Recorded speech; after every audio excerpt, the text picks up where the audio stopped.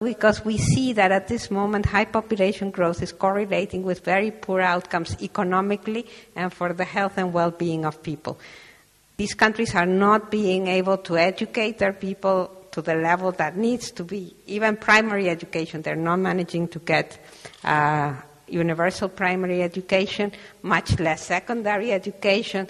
Girls are being educated less than boys. They are not being able to produce enough decent jobs for the very important numbers of young people they're getting.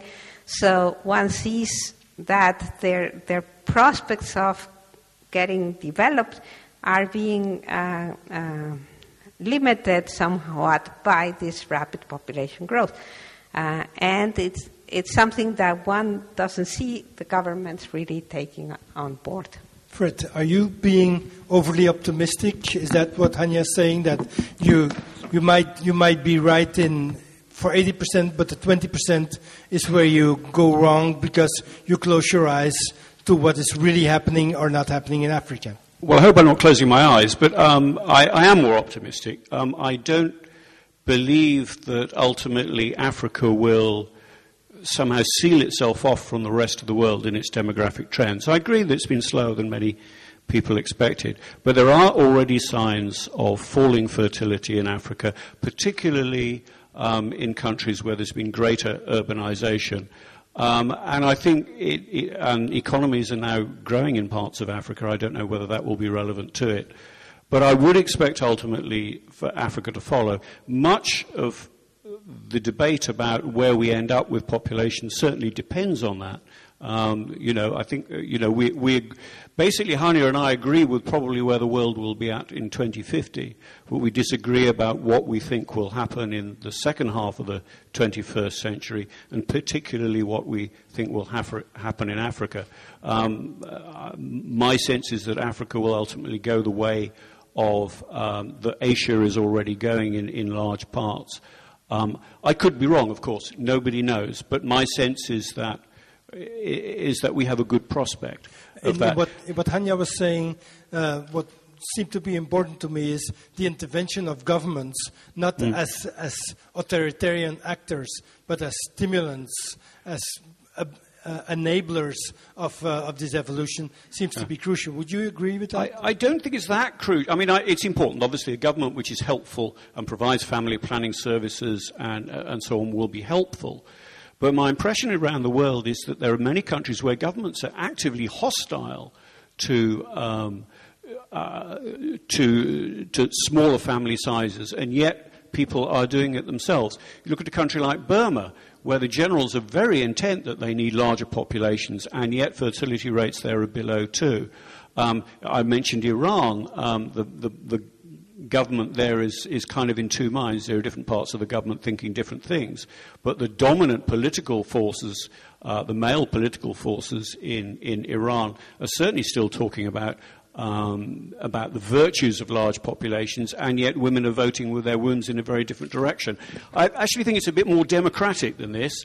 I think people will make their own choices.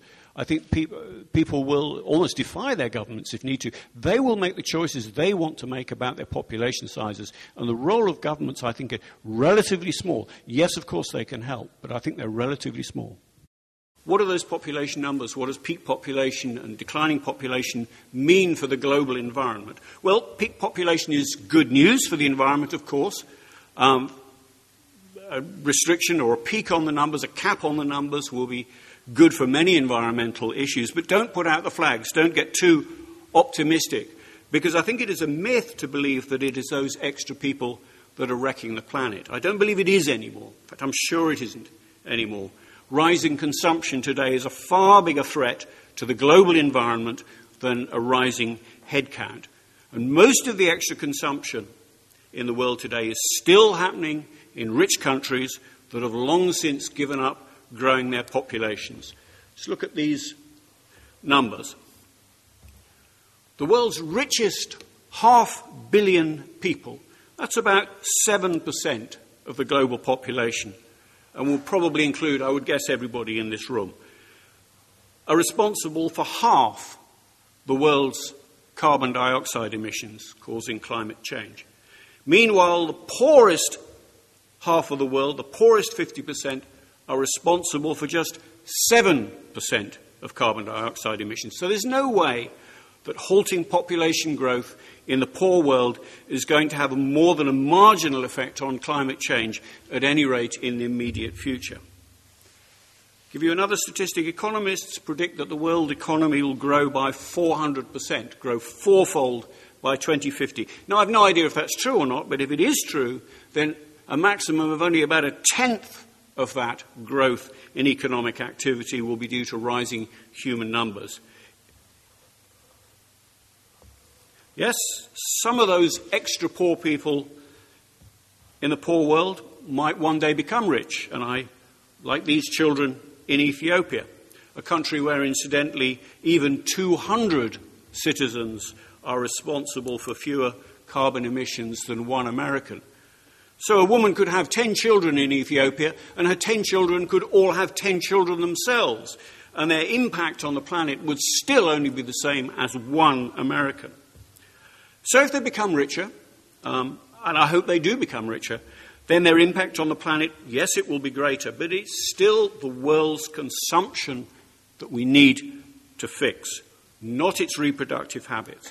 And every time, as I said earlier, we talk about too many babies in Africa or too many babies in India, we're denying this fact, and it's a very convenient thing for us to deny.